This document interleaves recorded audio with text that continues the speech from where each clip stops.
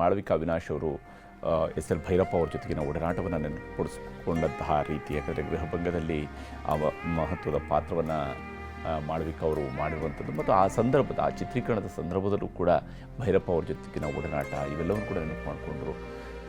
ಭೈರಪ್ಪ 94 ವರ್ಷಗಳ ಸಾರ್ಥಕ ಬದುಕನ್ನು ಸಾಗಿಸಿದಂಥವರು, ಕನ್ನಡ ಸಾಹಿತ್ಯದಲ್ಲಿ ತನ್ನದೇ ಆದಂತಹ ಛಾಪು ಮೂಡಿಸಿದಂಥವರು, ದೊಡ್ಡದೊಂದು ಓದುಗ ಪರಂಪರೆಯನ್ನು ಕಟ್ಟಿಕೊಟ್ಟಂಥವರು.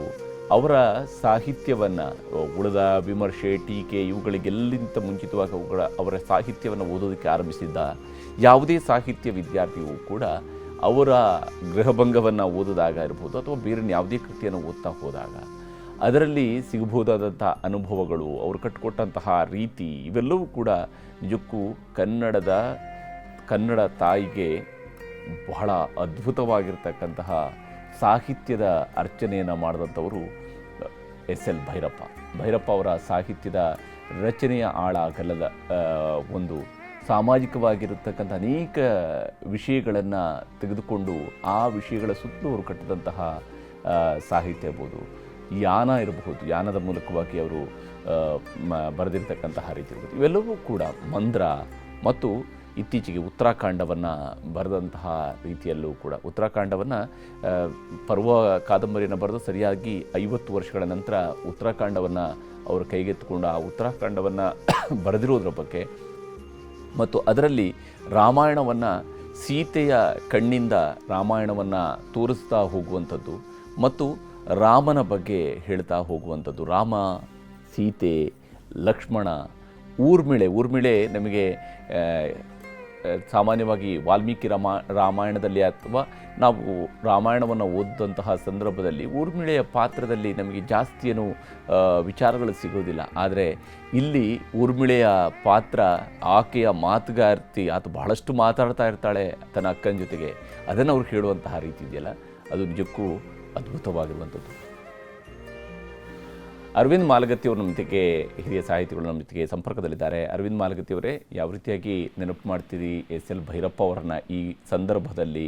ಅವರು ತಮ್ಮ ಬದುಕಿನ ಯಾತ್ರೆಯನ್ನು ಮುಗಿಸಿದ್ರೂ ಕೂಡ ಕನ್ನಡ ಸಾಹಿತ್ಯದಲ್ಲಿ ತನ್ನದೇ ಆದಂತಹ ದೊಡ್ಡ ಛಾಪು ಮೂಡಿಸಿದಂತಹ ಓರ್ವ ಸಾಹಿತಿ. ನೀವು ಹೇಳುವ ಮಾತಿನಲ್ಲಿ ಯಾವುದೇ ಸಂದೇಹಗಳಿಲ್ಲ.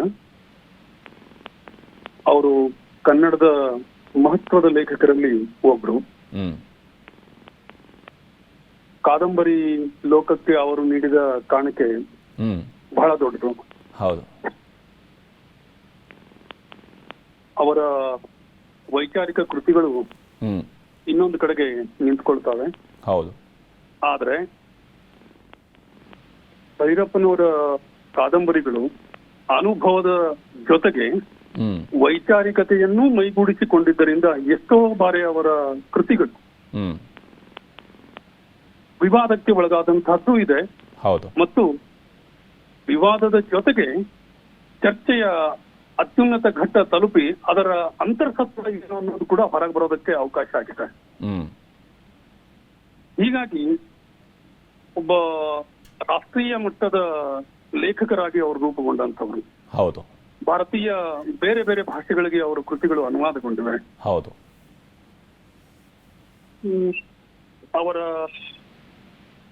ಅವರನ್ನು ಸ್ವಲ್ಪ ಹತ್ತಿರದಿಂದ ನಾನು ಒಡನಾಟ ತಕ್ಕ ಮಟ್ಟಿಗೆ ನಾನು ಇಟ್ಕೊಂಡಿದ್ದೆ. ಬೇರೆ ಬೇರೆ ಕಾರ್ಯಕ್ರಮಗಳಿಗೆ ಅವ್ರನ್ನ ನಾನು ಇನ್ವೈಟ್ ಮಾಡಿದ್ದೆ. ಜೊತೆಗೆ ಅವ್ರ ಮನೆಗೆ ಕೂಡ ಹೋಗ್ತಾ ಇದ್ದೆ. ಒಂದೆರಡು ಸಲ ಹೋಗಿದ್ದೆ. ಆದ್ರೆ ಕೃತಿಗಳಲ್ಲಿ ಮತ್ತು ಕೃತಿಗಳ ಕುರಿತಾದ ಅವರ ಬಗ್ಗೆ ನಡೆಯುವ ಚರ್ಚೆಗಳು ಮತ್ತು ಅವರ ವ್ಯಕ್ತಿತ್ವ ಎರಡನ್ನೂ ನೋಡಿದಾಗ ಹೊರಗಡೆ ಬಿಂಬಿತವಾದ ವ್ಯಕ್ತಿತ್ವಕ್ಕೂ ನಾವು ಮುಖಾಮುಖಿಯಾಗುವ ವ್ಯಕ್ತಿತ್ವಕ್ಕೂ ಬಹಳ ವ್ಯತ್ಯಾಸ ಇದೆ ಅಂತ ನನಗನ್ಸಿದೆ. ವೈಚಾರಿಕವಾಗಿ ಅವರ ಜೊತೆಗೆ ಭಿನ್ನಾಭಿಪ್ರಾಯಗಳು ನಮಗೆ ಇರಬಹುದು, ಇಲ್ಲ ಅಂತೇನಿಲ್ಲ. ನಿಜ ನಿಜ. ಆದ್ರೆ ಅವರ ಸಾಹಿತ್ಯದ ಪ್ರಭಾವದಿಂದ ಯಾರು ಅತೀತರಾದವರಲ್ಲ. ಹೌದು. ಅವರ ಬರವಣಿಗೆ ಧರ್ಮನಿಷ್ಠ ಅನ್ನುವಂತಹ ಒಂದು ಆಲೋಚನಾ ಕ್ರಮ ಹೆಚ್ಚು ಬೇರೂರು ನಿಂತಿದೆ. ಹೌದು. ಅದು ಆರಂಭದ ಬರವಣಿಗೆಯಲ್ಲಿ ಅಷ್ಟರ ಮಟ್ಟಿಗೆ ಇಲ್ವೇ ಇಲ್ಲ, ಹಾಗೆ ತಿಳ್ಕೊಳ್ಳೋ ಅಗತ್ಯನೂ ಇಲ್ಲ. ಹ್ಮ್ ನಂತರದ ಘಟ್ಟದಲ್ಲಿ ಅದು ಏನಾಗಿದೆ, ಈಗ ಬಹುಶಃ 90ರ ದಶಕದ ನಂತರದಲ್ಲಿ ಬದಲಾವಣೆಗಳು ಕೆಲವತ್ತಾಗಿವೆ. ಹೌದು. ಹೀಗಾಗಿ ಅವರ ಆಲೋಚನಾ ಕ್ರಮದಲ್ಲಿ ತಕ್ಕ ಮಟ್ಟಿಗೆ ಬದಲಾವಣೆ ಆಗಿರುವಂತಹದ್ದು ನಮ್ಮ ಗಮನಕ್ಕೆ ಬರುತ್ತೆ ವಿನಃ, ಆದ್ರೆ ಮೂಲದ ಆಲೋಚನಾ ಕ್ರಮ ಏನಿದೆ ಅವರಿಂದ ಅತಿಥರಾಗಿದ್ರು ಆ ಆಲೋಚನಾ ಕ್ರಮದಿಂದ ಅಂತ ನನಗೇನು ಅನಿಸಿಲ್ಲ. ಮತ್ತು ಒಮ್ಮೆ ನಾನು ಮನೆಗೆ ಹೋದಾಗ ಅವರು ತೀರಾ ಸಹಜವಾಗಿ ಒಂದು ಚರ್ಚೆಗೆ ಬಂತು. ಬಹುಶಃ ಅದು ನಾನು ದಲಿತ ಅನ್ನುವ ಕಾರಣಕ್ಕೋಸ್ಕರವಾಗಿ ಚರ್ಚೆಗೆ ಹೊರಗೆ ಬಂತೋ ಅಥವಾ ಸಹಜವಾಗಿ ಹೊರಗೆ ಬಂತೋ ನನಗೆ ಅಷ್ಟಿದೆ ಇಲ್ಲ. ಆದ್ರೆ ಅವ್ರು ಹೇಳ್ತಾ ಇದ್ರು, ನನ್ನ ಮನೆಯಲ್ಲಿ ದಲಿತರು ಕೆಲಸಕ್ಕೆ ಇದ್ದರು, ನಮ್ಮ ಮನೆಯಲ್ಲಿ ಬಂದು ಅವ್ರ ಕೆಲಸದನ್ನು ಅವ್ರು ಹೇಳ್ತಾ ಇದ್ರು. ಅಂದ್ರೆ ತಳ ಸಮುದಾಯದಗೆ ನನ್ನ ಸಂಬಂಧಗಳು ಅಷ್ಟೇ ನಿಕಟವಾಗಿವೆ ಅನ್ನುವಂತಹದ್ದನ್ನ ಅವರು ವ್ಯಕ್ತಪಡಿಸೋದಕ್ಕೆ ನೋಡ್ತಾ ಇದ್ರು. ಅಂದ್ರೆ ಬರೀ ಯಾಂತ್ರಿಕವಾದ ರೂಪ ಅಲ್ಲ, ಮತ್ತು ನನ್ನ ಬದುಕಿನಲ್ಲಿ ಅಂತಹ ಮೌಲ್ಯಗಳನ್ನ ಅಳವಡಿಸಿಕೊಂಡಿದ್ದೇನೆ ಅನ್ನುವಂತಹದ್ದನ್ನ ಅವರು ಹೇಳೋದಕ್ಕೆ ಪ್ರಯತ್ನ ಪಡ್ತಾ ಇದ್ದಿದ್ದು ನಾನು ಗಮನಿಸಿದ್ದೇನೆ. ಆದ್ರೆ ಅವರು ಹೆಚ್ಚು ಮಾತುಗಾರರಲ್ಲ ನನ್ನ ಗಮನಕ್ಕೆ ಬಂದ ಹಾಗೆ. ಸ್ಟೇಜ್ ಮೇಲೆ ಬಂದ್ರೆ ಬಹಳ ಅದ್ಭುತವಾಗಿ ಮಾತನಾಡ್ತಾರೆ ಇವರು. ಹೌದೌದು. ಆದ್ರೆ ನಾನು 2-3 ಬಾರಿ ಮನೆಗೆ ಹೋದಾಗ್ಲೂ ಕೂಡ ಹಿತಮಿತವಾದ ಮಾತುಗಳೇ ವಿನಃ ಎಷ್ಟು ಬೇಕೋ ಅಷ್ಟನ್ನ ಮಾತ್ರ ಉತ್ತರ ಹೇಳಿಬಿಟ್ಟು ಮೌನವಾಗುವ ಮನೋಭಾವ ಅವರದಾಗಿತ್ತೇ ವಿನಃ ವಾಚಾಳಿತನದ ಮನೋಭಾವ ಅವರಲ್ಲಿರ್ತಿಲ್ಲ. ಅದೇ ಅವರ ವ್ಯಕ್ತಿತ್ವದ ದೊಡ್ಡ ಶಕ್ತಿ ಅಂತ ನಾನು ಅಂದ್ಕೊಂಡಿದ್ದೇನೆ. ಬರವಣಿಗೆಯಲ್ಲಿ ಇರುವ ಶಕ್ತಿ ಒಂದು ಸ್ವರೂಪದ ಬೇರೆ. ಕೆಲವರು ಏನ್ ಮಾಡ್ತಾರೆ, ಗಟ್ಟಿಯಾಗಿ ಬರೆದಾಗ್ಲೂ ಕೂಡ ಮಾತಿನಲ್ಲಿ ಎಷ್ಟೋ ಬಾರಿ ಹಿಡಿತಾ ಇರೋದಿಲ್ಲ. ಅಂತಹ ಅವರಿಗೆ ಮಾತಿನಲ್ಲಿ ಹಿಡಿತಾ ಇತ್ತು. ಎಷ್ಟೋ ಬಾರಿ ಅವರ ಮಾತುಗಳು ವಿವಾದಕ್ಕೆ ಒಳಗಾಗಿ ಬಿಡ್ತಾ ಇದ್ವು. ಎಷ್ಟೋ ಬಾರಿ ನನ್ನಂತವ್ರಿಗೂ ಕೂಡ ಅದನ್ನ ಅಯ್ಯೋ ಬೇರಪ್ಪನವರು ಇಂತಹ ಮಾತು ಹೇಳುವ ಅಗತ್ಯ ಇತ್ತೆ ಅಂತ ನಾನಾದ್ರೂ ಅಂದ್ಕೊಂಡಿದ್ದೇನೆ ಎಷ್ಟೋ ಬಾರಿ. ಆದ್ರೆ ಅವರು ಎಷ್ಟೋ ಬಾರಿ ನೀವು ಪೇಜಾವರ ಶ್ರೀಗಳು ಹೇಳುವಂತಹ ಮಾತುಗಳಿಗಿಂತ ಮುಂದುವರೆದು ಹೇಳುವಂತಹ ಮನೋಭಾವ ಅವರಲ್ಲಿತ್ತು. ಅಂತರ್ಜಾತಿ ವಿವಾಹಗಳು ಬೇಕು ಅನ್ನುವಂತಹದ್ದನ್ನ ಅವರು ಪ್ರತಿಪಾದನೆ ಮಾಡಿದ್ದನ್ನು ನಾನು ಗಮನಿಸಿದ್ದೇನೆ. ನೀವು ವರ್ಣ ಸಂಕರವನ್ನ ವಿರೋಧ ಮಾಡುವಂತಹ ಒಂದು ಪರಂಪರೆಯಲ್ಲಿ ಬೆಳ್ಕೊಂಡು ಬಂದಾಗ ನೀವು ಅದು ಇವತ್ತಿನ ಕಾಲದಲ್ಲಿ ಮೌಲ್ಯಗಳು ಬದಲಾಗಬೇಕಾಗಿವೆ ಅಂತ ಹೇಳುವ ಆಲೋಚನಾ ಕ್ರಮ ಇದೆ ಅಲ್ವಾ. ಅಂದ್ರೆ ನಾನು ಹೇಳೋದು, ಭೈರಪ್ಪನವರು ಹೊಸ ಆಲೋಚನೆಗಳಿಗೆ ಬೆನ್ನು ಹಾಕಿ ಬದುಕುವ ವ್ಯಕ್ತಿತ್ವ ಅವ್ರದ್ದು ಆಗಿರ್ಲಿಲ್ಲ.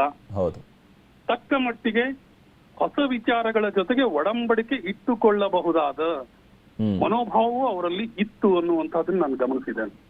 ಅದಕ್ಕೆ ನಾನು ಹೇಳಿದ್ದು, ಕೃತಿಗಳಲ್ಲಿ ನಮ್ಮ ವಿಮರ್ಶಾ ಲೋಕ ಏನಿದೆ ಅವರನ್ನ ಪ್ರತಿಬಿಂಬಿಸುವ ಇನ್ನೊಂದು ಮುಖ, ಬೇರೆ ಅಷ್ಟೇ ಸಾಫ್ಟ್ ಕಾರ್ನರ್ ಮುಖ ಇದನ್ನ ಮುಖಾಮುಖಿಯಾದಾಗ ನಾನು ಗಮನಿಸಿದ್ದೇನೆ. ಆದ್ರೆ ಎಲ್ಲೊಂದು ಕಡೆಯಲ್ಲಿ ಅವ್ರನ್ನ ವಿಮರ್ಶಿಸುವಾಗ ಸ್ವಲ್ಪ ತುಸು ಹಾರ್ಷ್ ಆಗಿತ್ತು ಅಂತೇಳಿ ನಿಮ್ಗೆ ಅನ್ಸುತ್ತಾ? ಯಾಕಂದ್ರೆ ಓದುಗರ ಮಟ್ಟಕ್ಕೆ ಒಬ್ಬ ಓದುಗನಾಗಿ ನನಗೆ ಅನ್ನಿಸುವಂಥದ್ದು ಏನಂದ್ರೆ, ಓದುಗರಾಗಿ ಇರೋರಿಗೆ ಅವರ ಕೃತಿಗಳು ಬಂದಾಗಲೆಲ್ಲವೂ ಕೂಡ ಒಂದು ರೀತಿಯಿಂದ ಸಂಭ್ರಮ. ಅದು ಅವರ ಕೃತಿಯನ್ನು ಓದುವಂಥದ್ದು ಒಂದು ಸಂಭ್ರಮ, ಓದುಗರಿಗೆ ಒಂದು ಸಂಭ್ರಮ ಇರ್ತಿತ್ತು. ಆದರೆ ಅದೇ ಅವರ ಕೃತಿಗಳಿಗೆ ಸಂಬಂಧಪಟ್ಟಂಥ ವಿಮರ್ಶೆಗಳು ಬಂದಾಗ ಅನೇಕ ವಿಚಾರಗಳು ಅಲ್ಲಿ ಅವರ ವೈಚಾರಿಕತೆಯನ್ನ ಬಹಳ ಹಾರ್ಷ್ ಆಗಿ ವಿಮರ್ಶನೆ ಮಾಡಿರುವಂಥದ್ದು ಕೂಡ ಕೆಲವೊಮ್ಮೆ ನಡೆದಿದೆ ಅಂತೇಳಿ ಅನ್ಸುತ್ತೆ. ಅವು ಈಗ ಅನಾವರಣದಂತಹ ಕೃತಿಗಳು ಏನಾಗ್ತವೆ, ಅದಕ್ಕೆ ತುಂಬಾ ಕಠಿಣವಾದ ವಿಮರ್ಶೆಗಳು ಬಂದಿವೆ. ಹೌದು. ನೀವು ಅದೇ ದಾಟುವಂತಹ ಕಾದಂಬರಿ ಆಗ್ಲಿ, ಹೌದೌದು, ಅಥವಾ ತಬ್ಬಲಿಯು ನೀನಾದೆ ಮಗ್ನಿ ಆಗ್ಲಿ, ಅಥವಾ ಅಂಚು ಕಾದಂಬರಿಯಲ್ಲಾಗ್ಲಿ, ಬೇರೆ ಬೇರೆ ಕೃತಿಗಳನ್ನು ವಿಮರ್ಶೆ ಮಾಡಿದಾಗ ಅಂತಾವೇನು ಇದು ಬರಲ್ಲ. ಹಾಗೆ ನೋಡಿದ್ರೆ ವಿಮರ್ಶಾ ಕ್ಷೇತ್ರ ವಿರೋಧ ಮಾಡುವಂತಹ ಕೃತಿಗಳು ಕೆಲವು ಮಾತ್ರವೇನ, ಎಲ್ಲಾ ಅವರ ಸಾಹಿತ್ಯವನ್ನು ವಿರೋಧ ಮಾಡ್ತಾರೆ ಅಂತ ಏನಿಲ್ಲ ವಿಮರ್ಶಕರು. ಎಲ್ಲಾ ಸಾರಾಸಕ್ತಾಗಿ ಭೈರಪ್ಪನವರ ಕೃತಿಗಳನ್ನು ತೆಗೆದು ಹಾಕುವುದ ವಿಮರ್ಶಕರು ನಾನ್ ಕಾಣೆ. ಕೆಲವು ಕೃತಿಗಳ ಬಗ್ಗೆ ಆಕ್ಷೇಪಗಳಿವೆ. ಒಂದು ಸಮ್ಮೇಳನದಲ್ಲೂ ಗಮನಿಸಿದ ರೀತಿಯಲ್ಲಿ, ಸಾಹಿತ್ಯ ಸಮ್ಮೇಳನದ ಆದಾಗ ಗಮನಿಸಿದಂಗೆ ಒಂದು ಗೋಷ್ಠಿಯ ಸಂದರ್ಭದಲ್ಲೂ ಕೂಡ ಭೈರಪ್ಪ ಅವರ ಪರವಾಗಿ ಯಾರೊಬ್ರು ಮಾತಾಡಿದ ತಕ್ಷಣಕ್ಕೆ ಆಡಿಯನ್ಸ್ ಕಡೆಯಿಂದ ಇದ್ದಂತಹ ಒಂದಿಷ್ಟು ಜನ ಸಾಹಿತಿಗಳಿಂದ ಭೈರಪ್ಪ ಅವ್ರ ಬಗ್ಗೆ ಮಾತಾಡಬೇಡಿ ಆ ಥರದಲ್ಲಿ ಒಂದು ವಿರೋಧ ಬಂದಿದ್ದು ಕೂಡ ಗಮನಿಸ್ತಾ ಇದ್ವಿ. ಅಂದ್ರೆ ನಾನು ಹೇಳ್ತಿರೋದು ಈ ರೀತಿಯಾದಂತಹ ಒಂದು ವಿಚಾರಗಳು ಕೂಡ ನಮ್ಮ ನಡುವೆ ಇತ್ತು ಅಂತ ಹೇಳಿ. ಅವತ್ತು ಒಂದು ವಿಚಾರಧಾರೆ ಅದರ ಪ್ರಕಾರವಾಗಿ ಅವರು ಬರಿತಾ ಇದ್ದಾರೆ ಅನ್ನುವಂಥ ರೀತಿಯಲ್ಲಿ ಅದನ್ನ ನೋಡುವ, ವಿಮರ್ಶಿಸುವಂಥದಕ್ಕಿಂತ ಹೆಚ್ಚಾಗಿ ಅದನ್ನ ತೀರಾ ವೈಯಕ್ತಿಕವಾಗಿ ತೆಗೆದುಕೊಂಡ ರೀತಿಯಲ್ಲೂ ಕೂಡ ಕೆಲವರು ಅವರ ಬಗ್ಗೆ ಬರೆದಿರುವಂಥದ್ದು ಕೂಡ ಇತ್ತೇನೋ ಅಂತ ಹೇಳಿ. ಇಲ್ಲ, ಒಂದೇನಿದೆ, ನಾನು ದಲಿತ ಬಂಡಾಯದ ಪರಂಪರೆಯ ಜೊತೆಗೇನೆ ಬೆಳ್ಕೊಂಡು ಬಂದ. ಹೌದು ಹೌದು. ಅವರ ಕೃತಿಗಳನ್ನ ಅಷ್ಟೇ ಹೊರಗಲ್ಲಿಗೆ ಹಚ್ಚಿ ನೋಡೋದಕ್ಕೆ ಪ್ರಯತ್ನ ಪಟ್ಟಂತವನು. ಆದ್ರೆ ಎಲ್ಲಾ ಕೃತಿಗಳನ್ನು ಹಾಗೆ ಒಂದೇ ದೃಷ್ಟಿಕೋನದಿಂದ ನೋಡ್ಲಿಕ್ಕೆ ಆಗಲ್ಲ ಅಂತ ನಾನು ಹೇಳ್ತಾ ಇರೋದು. ಆದ್ರೆ ಒಂದೇನು ಅಂತಂದ್ರೆ ನಾವು ಗಮನಿಸಬೇಕಾದಂತಹದ್ದು ಬಹಳ ಮಹತ್ವದ್ದಾದದ್ದೇನು ಅಂತಂದ್ರೆ, ಇಡೀ ಕರ್ನಾಟಕದಲ್ಲಿ ಅಷ್ಟೇ ಅಲ್ಲ, ಅವರ ಕೃತಿಗಳು ಅನುವಾದಗೊಂಡಾಗ ಭಾರತೀಯ ಮಧ್ಯಮ ವರ್ಗ ಅವ್ರ ತಲೆ ಮೇಲೆ ಹೊತ್ಕೊಂಡ್ಬಿಟ್ಟು ಮೆರೆದಿದೆ. ಹೌದು ಹೌದು. ನೀವು ಪಂಡಿತ ವರ್ಗ ಒಂದು ಬೇರೆ, ಹೌದು ಹೌದು ಹೌದು, ವಿಮರ್ಶಾ ಲೋಕದ ಪಂಡಿತ ವರ್ಗ ಒಂದು ಬೇರೆ ಇರ್ತದೆ. ನಿಜ.